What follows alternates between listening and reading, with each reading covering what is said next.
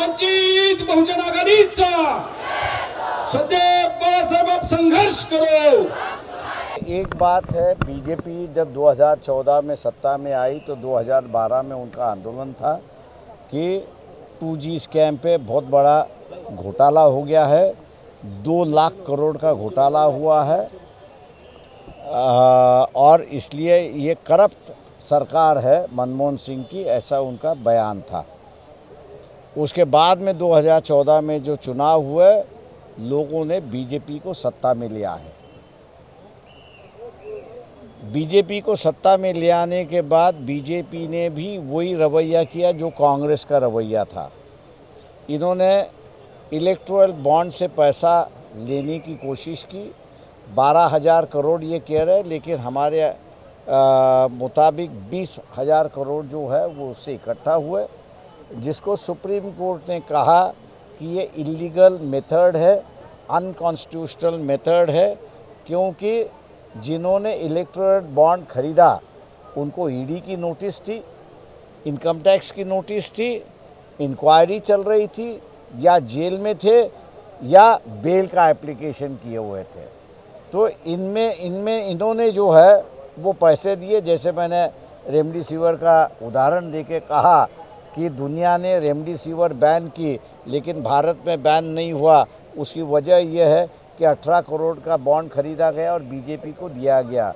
तो ये जो बातें हैं, ये यंगर जनरेशन जिन्होंने 2014-2019 में जो बीजेपी को वोट दिया था, उनकी पूरी तरह से निराशा हो चुकी है और उनकी निराशा होने की वजह से जो 70-72% वोटिंग 2 बार इलेक्शन में हुआ था, वो इस बार 55-60 पे आके रुका हुआ है। ऐसी एक परिस्थिति है।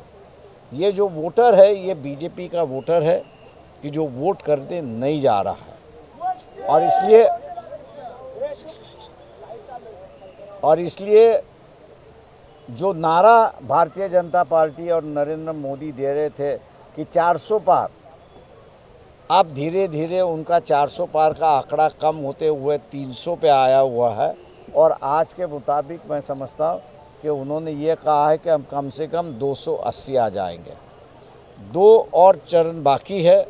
ये 2 चरण आने के बाद जो है इनकी आंकड़ा और नीचे आ जाएगा। हम लोग ने वंचित बहुजन आघाड़ी ने ढाई महीने पहले कहा था कि ये 220 से 240 के बीच में रहेंगे। उस वक्त लोगों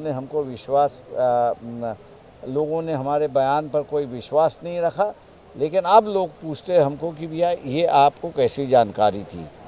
मैं जानकारी नहीं कहूँगा, लोगों की मन की बात जो है, मोदी अपनी मन की बात कहते थे, लोग अपने मन की बात हम लोग से कह रहे थे और यही था कि गैस सिलेंडर महंगाई जो है और बेरोजगारी जो है वो बढ़ते जा रही है, उससे लोग तरसते और कहीं ना कहीं बदलाव की राजनीति वो चाहते थे। भारतीय व्यवस्था में वो अचानक बदल नहीं चाहते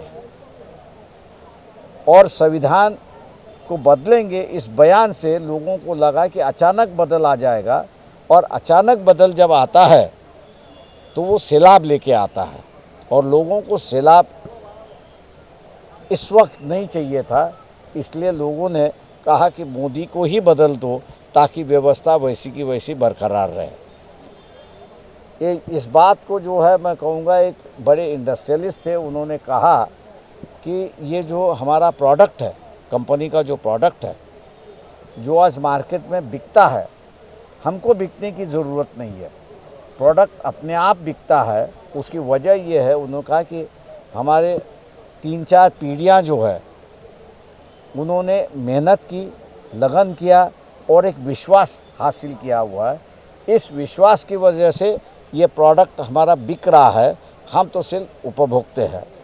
उसी तरह उसने कहा कि ये संविधान के माध्यम से 70 साल की एक व्यवस्था यहाँ पे बनी रही कि जिस पर लोगों का विश्वास है। टिप्पणी तो चलती रहती है उन्होंने कहा, लेकिन जब बदलने की बात आई तो लोगों ने कहा कि भैया हम विश्वास खो पाएंगे और इसलिए कहीं और ऐसी व्यवस्था ना बने कि जिस पर हम विश्वास ना रखें और इसलिए जो है लोग जो है बीजेपी के खिलाफ सीधे सीधे यहाँ पर दिखाते रहे हैं। रही बात यहाँ पर मैं कहूँगा कि उद्धव ठाकरे शिवसेना मुस्लिम इंटेलेक्चुअल फोरम का भी 3-4 दिन पहले एक बयान आया था कि उन्होंने ये कहा कि भैया मुस्लिम समाज जो है वो उद्धव ठाकरे को वोट करने के लिए तैयार है, लेकिन उन्होंने शर्त रखी थी।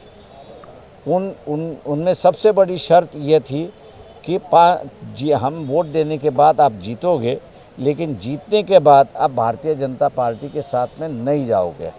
लेकिन ये आश्वासन उद्धव ठाकरे शिवसेना दे नहीं रहा है, इसलिए मुसलमान जो है वो अब शिवसेना से हट रहा है, ये दिखाई दे रहा है। हो सकता है कि कल शाम तक जो है मुस्लिम समाज पूरी तौर से अबू हसन के साथ में ज्वाइन होगा। ऐसे हमें लाइक करें।